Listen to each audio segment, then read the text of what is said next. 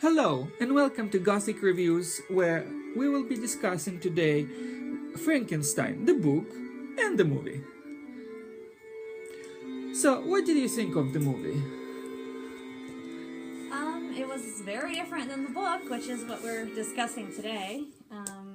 I think that it underwent a lot of changes from the beginning. There was a play first, obviously, and then Silent Screamers did it in the 20s as a silent film, and then it was done in 1931 by Universal. And it was vastly different from Mary Shelley's book. I don't think they did a movie that was similar to Mary Shelley's book until Robert De Niro did it in '94, I think. And then they did it again in 2004, which I thought was a really good one. And I'm glad they did that, because I thought, the book is so good, why don't they make the movie like the book? The movie was very different. First of all, Victor Frankenstein, I don't even think his name was Victor in the movie. But I'm not sure. Anyway, he was a doctor in the movie, okay? And That's how memorable the movie was. Right. He was a doctor in the movie. He had an assistant named Fritz, and he did not have an assistant in the book. He kept his work very secret, and he was not a doctor. He was a student of alchemy and philosophy, and he had medical interests, but he was not a doctor yet. Wouldn't you say he had an obsession with death in the book? Yes, it seemed to border on like unhealthy obsession. It seems like he had, psychologically speaking, some issues with the past, where he was mourning his losses and was trying to fix them by giving himself the technology to create life. Especially when his mother died. Yes, his mother was a great influence on him both ways. I think when she was alive, she gave him the education and the influences, the classical ideas. But when she died, it was, well, natural loss, difficult impression. But I think what he didn't realize about himself was that he was trying to create this life that he already lost, not a new life as he was thinking about when he actually approached the experiment scientifically. And we call his creation Frank. A lot of people call the creation a monster, and they call him Frankenstein, and the doctor slash creator, depending on if you're talking about the book or the movie, was actually Frankenstein. And they call the poor creation Frankenstein's monster. But if you look at the first edition cover of Mary Shelley's book, they changed it. The second edition looks more like he's a caveman or something. But the first edition, he's almost kind of pretty. He's like the one true original goth. Black lips, like he had on the black lipstick, but he didn't. Yellowish white skin, stretched so tight over his bones you could almost see the bone tissues and stuff underneath moving, but not quite. Long black hair. Tall, not so buffed out, just more almost tall and willowy, but not too thin, graceful, I would say. And it glowing eyes, kind of watery blue, but pretty, pretty in a way that's different. And God, if you think about the abstract art that's out today that people accept as beautiful, I don't think he looked that bad. He didn't look that scary, so Universal had to change that. And Universal made it where he was body parts stitched together, but the book Mary Shelley didn't go into a lot of detail, but it was more like Victor Frankenstein used the parts of deceased people to kind of mold a new person, to sculpt, if you will, instead of just grabbing a leg and stitching it to another part of a leg and attaching it to a torso or whatever. He seemed to take more painstaking effort in actually molding new parts from old parts, was my understanding of the description. So very different and not quite as frightening or clunky as it looked. No bolt through the head in the book, if you guys didn't read it. It's just a very different experience. The book is more sci-fi to me than scary.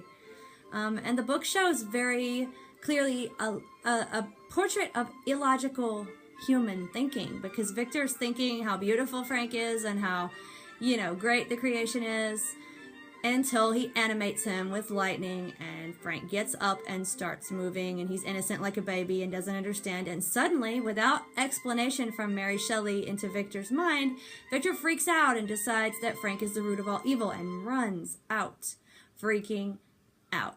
So it never explains why. What changed? Why is he now ugly and hideous to you? Because he's thinking that he's ugly and hideous and bad when he was laying there not moving, and you knew you wanted him to get up and move. He was a work of art and almost beautiful and whatever and everything, and now he's not. Like, what changed other than you're crazy as shit?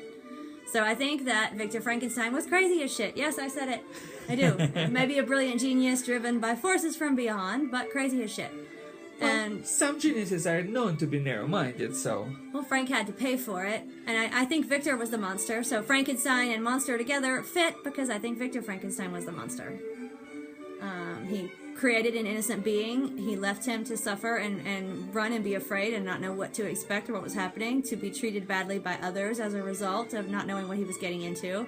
Doing that to an innocent child mind, a young creation that you brought into the world, is irresponsible and cruel. And unlike the movie, the book creation is very intelligent. He learns fast, he grows fast, and he became very intelligent very quickly, even spoke several languages, and he even told Victor a lot of this, and Victor just didn't really give a shit, because again, crazy and monster is Victor Frankenstein. So, and that was, of course, in the book, where the movie showed him grunting a lot, as far as I remember. Yes, the monster was not very smart. He was more like a monster with stitched together body parts. He was grunting a lot, and Victor was nicer to him. The doctor, in the movie, that was supposed to be Victor Frankenstein. Frankenstein was nicer to his creation in the book, and his creation was not quite as intelligent and a bit more grotesque. I guess Universal wanted to scare people, but they just took the movie apart. I think Dracula was a lot closer to the book, and the changes that were made in the movie I didn't mind as much. They were more enhancing and simplifying. Not a bad thing. But the movie and book Frankenstein differences were just vast. I think Universal, in a sense, made it more consistent. If you want to understand the motives, they built a nice picture for you. It's not a fair picture, it's not true, but it's sort of a picture that explains how from point A to point Z we get there. And the doctor was nicer to the creation the whole way, which made more sense in the movie. Yes. Definitely.